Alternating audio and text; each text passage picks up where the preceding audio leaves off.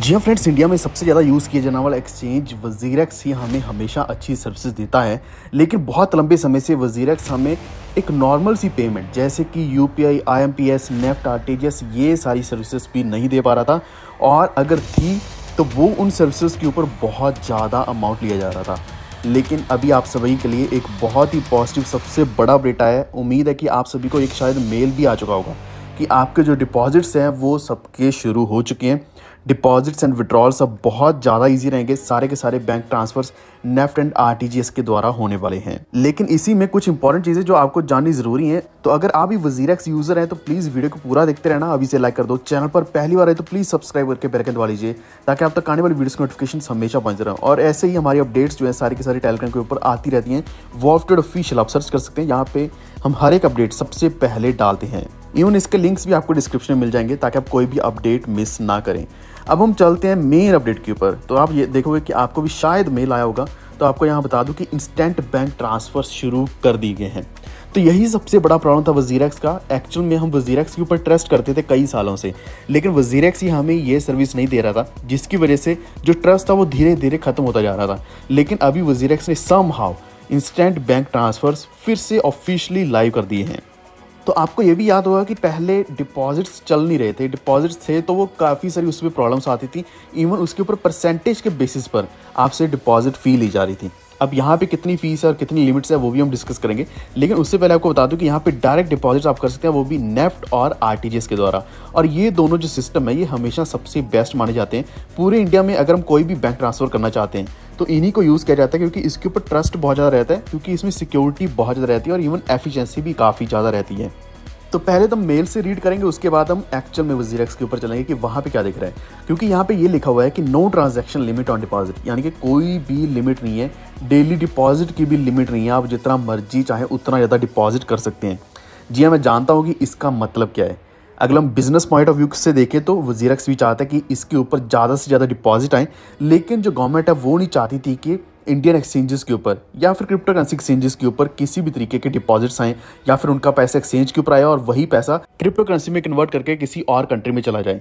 जिस कारण अभी वज़ीरेक्स ने समहाउ अपने ही शायद प्रॉफिट्स के लिए इसको शुरू किया। अब मेरा मानना ये नहीं है कि सोली सिर्फ और सिर्फ इसी के लिए शुरू किया गया कि वज़ीरेक्स का एक फ़ायदा हो सके, लेकिन इससे क्या है कि हमारे जितने भी वज़ीरेक्स यूज़र्स हैं उन सभी को भी बहुत बड़ा इससे फ़ायदा होने वाला है।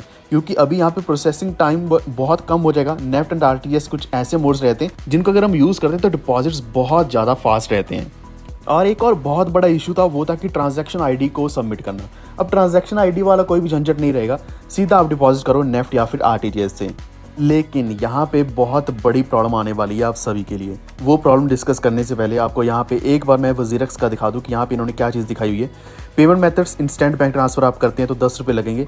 11 रुपये से लेकर 50 लाख पर ट्रांजैक्शन के हिसाब से आप यहाँ पे कर सकते हैं नेफ्ट और आरटीजीएस से, यानी कि बहुत ही फास्टली यहाँ पे सेटलमेंट्स होने वाली हैं। अदर वेज टू डिपॉजिट, यहाँ पे कोई भी फीस नहीं है, स्टैंडर्ड डिपॉजिट है। अगर आप इंस्टेंट नहीं करना चाहते तो 1000 रुपये से लेकर 10 लाख तक आप ट्रांजैक्ट कर सकते हैं। नेफ्ट, आरटीजीएस और आईएमपीएस तीनों ऑप्शंस यहाँ पे अवेलेबल हैं, जो कि 6 घंटे तक लग सकते हैं 9 AM से 9 PM के बीच में, जो कि बैंक के वर्किंग आवर्स होने चाहिए। अब यहाँ पे आपने 2 ऑप्शन देख लिए। तीसरा ऑप्शन कौन सा है? P2P। तो P2P के ऊपर क्या पॉसिबिलिटीज़ रहती हैं कि आप यूपीआई, आईएमपीएस, नेफ्ट या फिर आरटीजीएस के द्वारा डायरेक्टली पे कर सकते हो एक दूसरे को। अगर आपने क्रिप्टो बाय करना है तो आप आईएनआर पे कर दो, अगर आपने आईएनआर बाय करना है तो किसी को क्रिप्टो पे कर दो। यहाँ तक ठीक था, लेकिन जो सबसे बड़ी प्रॉब्लम आ रही है वो यहाँ पे इस बार इन्होंने क्लियरली बता दी, जो पिछली बार बताई नहीं थी। कि अभी आप देख सकते हैं मेल में ही लिख दिया है कि अगर आपने इस मेथड को यूज़ करके एक बार भी डिपॉजिट कर लिया तो आपके क्रिप्टो विड्रॉल्स बंद हो जाएंगे। एक बार अगर पैसा आपने डाल लिया आईएनआर इस एक्सचेंज के ऊपर तो आप अपना पैसा विड्रॉ नहीं कर पाओगे क्रिप्टो के फॉर्म में। यानी कि आप वज़ीरेक्स से यूएसडीटी बनाकर, बीटीसी बनाकर, इथेरियम बनाकर, कोई भी क्रिप्टो करेंसी बनाकर उसको कहीं भी ट्रांसफ़र नहीं कर पाओगे, विड्रॉ नहीं कर पाओगे। इसी के साथ साथ आपकी P2P सर्विस भी डिसेबल कर दी जाएगी। यानी कि अगर आपने यहाँ से डिपॉजिट कर दिया तो आपने जो विड्रॉ करना है वो विड्रॉ भी यहीं से होगा, और वो क्रिप्टो विड्रॉ नहीं होगा, वो आईएनआर विड्रॉ ही होगा। एक बार अगर आपने सोचा कि आपने आईएनआर डाल के क्रिप्टो लेना है तो वो क्रिप्टो आपको सेल ही करना पड़ेगा, यानी कि फिर से एक ट्रेडिंग फ़ी देकर आपको टीडीएस देकर सेल करना पड़ेगा और तभी आप आईएनआर को बाहर निकाल पाओगे अपने ही बैंक में। अगर आप सोचो कि आपने यहाँ पैसा डाला कहीं भी ले जाओगे तो ऐसा पॉसिबल नहीं होने वाला। और सबसे बड़ी प्रॉब्लम P2P सर्विस डिसेबल हो जाएगी।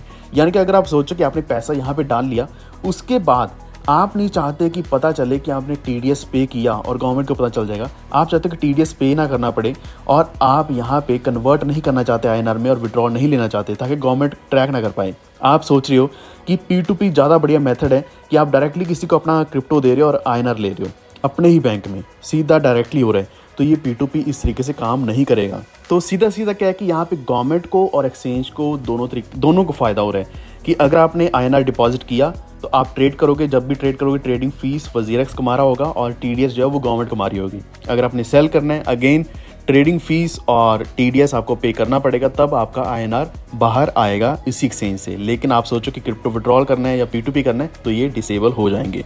तो शायद ये कोई नई अपडेट नहीं है, ये पहले भी था, लेकिन मैं एक्सपेक्ट कर रहा था कि ये चीज़ हट जाएगी। इन्होंने नेफ्ट आरटीजीएस शुरू किया तो शायद ये जो बहुत बड़ी रिस्ट्रिक्शन है इसको बंद कर दिया जाएगा। अब इसी के साथ साथ अगर हम यूपीआई की बात करें तो यूपीआई इनेबल नहीं किया गया है, सिर्फ नेफ्ट और आरटीजीएस ही है। और आपका जो वेरीफाइड वजीरेक्स बैंक अकाउंट होगा सिर्फ उसी के द्वारा डिपॉजिट होने वाले हैं। अगर आप सोचो कि अनवेरीफाइड अकाउंट से करोगे तो वो सपोर्टेड नहीं रहेंगे।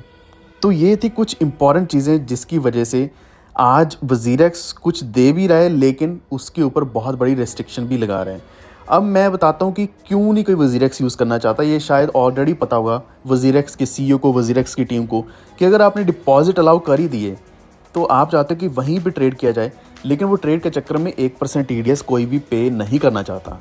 और कोई नहीं चाहता कि अगर हमारा प्रॉफिट नहीं बन रहा है, प्रॉफिट ना बनते हुए भी 30% टैक्स देना पड़े। ये बहुत बड़ा इशू है और इसी इशू से बचने के लिए हम फॉरेन एक्सचेंजेस यूज़ करते हैं जैसे कि बाइनेंस है या फिर कोई भी फॉरेन एक्सचेंज है जिसके ऊपर कम से कम हमारा टीडीएस तो नहीं करता और वहाँ पे P2P भी काम करता है और इवन हम इजीली हमारे डिपॉजिट एंड विड्रॉल्स कर पाते हैं, चाहे वो P2P के द्वारा ही करते हैं। ओवरऑल इन द एंड हम जानते हैं कि हमें फॉरेन एक्सचेंजेस अभी यूज़ करनी पड़ेंगी, लेकिन आपने सुना होगा कि कुछ दिन पहले एक अपडेट आया था कि 20% TCS भी लगने वाला है।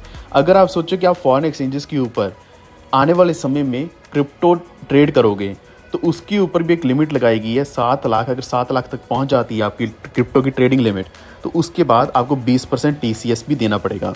तो इस चीज़ का भी आपको खास ध्यान देना पड़ेगा।